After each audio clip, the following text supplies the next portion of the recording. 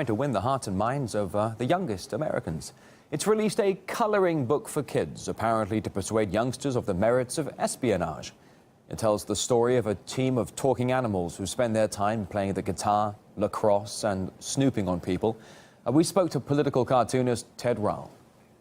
Hey kids, the NSA is a friendly, fun place where they look to solve puzzles and crypt things, as this material indicates, just making the NSA feel like a friendlier, less sinister, less ominous organization. You know, all it does is remind you, as an American, of how creepy the NSA is and how they're reading all of our emails and listening to our phone calls.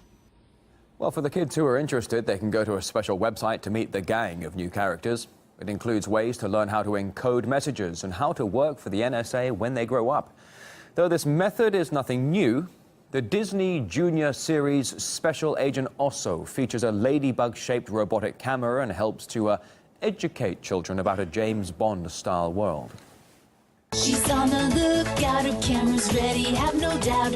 When there's a problem, if she's nearby, no need to shout. She's always in flight, on the case both day and night, sending a picture right up to the satellite. The hand that rocks the cradle controls the future. Certainly every society, every government wants to have the children on its side, and it wants to potentially recruit some of them into the intelligence services or into the military. One of the ways that you do that is to try to indoctrinate the young generation with the hope that they would stay indoctrinated. That said, I don't think this particular effort is going to work very well. These things will be viewed instantaneously as something to be passed around as laughable and funny and cheesy and bizarre. Britain's GCHQ certainly doesn't want to be left behind when it comes to encouraging young minds. It's developed a colourful app on how to understand ciphers and keys. It's called Cryptoy and claims to be aimed at getting teens more involved in science.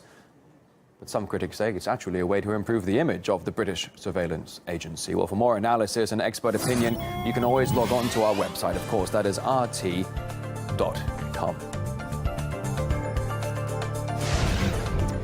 On the programme now, the EU's foreign policy chief is not coming to the Union's first formal summit with Ukraine after an association deal was agreed upon last year. Federica Mogherini said she won't be able to be in Kiev today because she has to see the UN Secretary-General. Though this does come amid reports that Europe is losing faith in Ukraine's commitment to make political and economic reforms. RT's correspondent Murad Gazdiev investigates. 1 year ago, and with much ado, Ukraine can count on the European Union now and in the future. The European Union picked its side, and you can't say Kiev trailed far behind in the pomp department. The people demanding European future, demonstrating we are ready for reform, we are ready for Europe, we are ready for peace. Turns out, maybe not so ready. If Ukraine fails its reforms again, the entire world, even Ukraine's best friends, will say enough is enough. And Kiev knows it. Fortunately, there's someone else to blame. Again. There is an influence of oligarchs' presence on government decisions, but we also understand that the time is a weapon that works against us. With reforms stalling to the point of failure, Kiev's other ideas aren't finding much support in Europe. To be honest, I currently see no enthusiasm in Europe regarding a special peacekeeping mission to Ukraine. Oh, and talking about special. We think NATO must designate Ukraine as its special partner #1. Regardless of just how special it wants to be, the alliance has long made clear its doors are currently closed to Kiev. It's for Ukraine to decide, but I think there are more urgent priorities to address right now.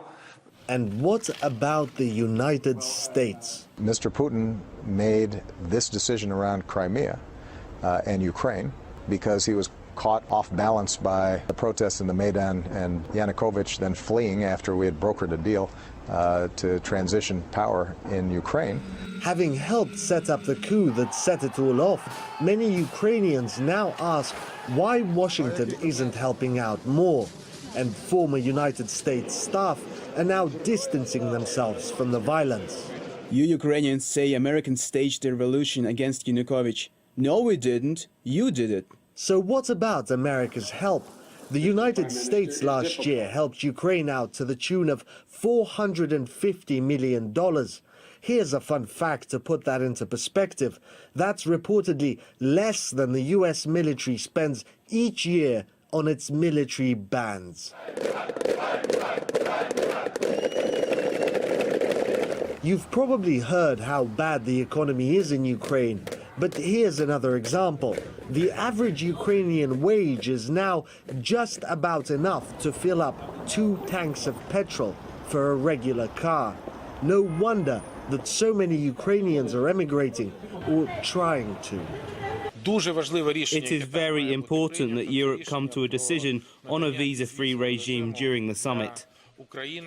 Not likely, says the president's own foreign minister. The European Union has very real fears about extra migrant inflow, which is a very serious issue there. A serious issue that, among many, is set to plague Ukraine for decades. Morad Gazdiev, RT. More of your world news in just a sec.